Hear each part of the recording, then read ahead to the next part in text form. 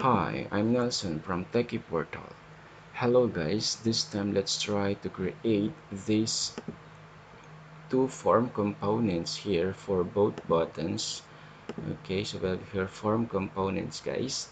So we will going to concentrate on the creation of these two form components, and on the next video tutorial we're going to create this whole table.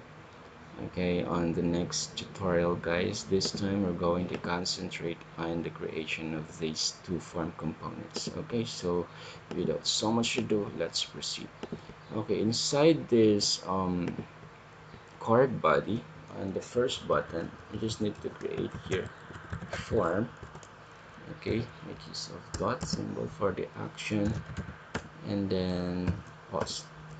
Okay, so we need to create here row and then margin top of about 2 rem. Then we need to create two columns. I call dash md dash 6.1, and then we just need to copy this one and then paste. And then inside this column we need to create input group. Okay, inside this one another input group, and name that output. And okay, another one, we have this input group.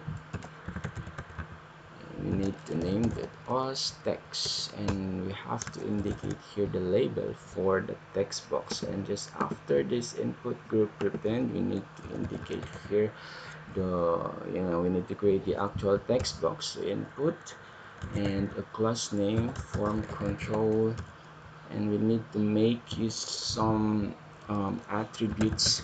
Okay, you can make use your own attribute name, it's up to you, but if you want to copy mine, it's okay, no worry. Okay, no problem. Okay, so you can copy mine if you want, but if you want to make use your own, it's okay too. Okay, and then we have your placeholder. Okay, so we have your enter students, students ID. Okay, yep, and then save. Okay, we need another text box. We just need to copy the content of this column, Control C and then Control V. Then we just need to change this label into full name, and then this attribute name into F name, UK F name, and then you just need to change this placeholder into complete name of the students, and then we just need to add a disabled attribute here. Okay, and then just save it.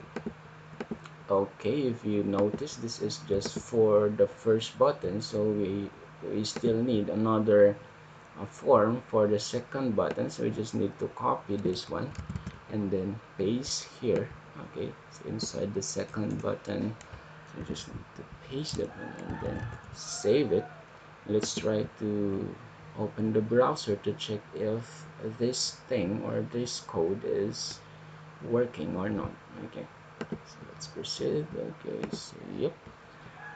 Okay, so I think we've done a very good job this time guys.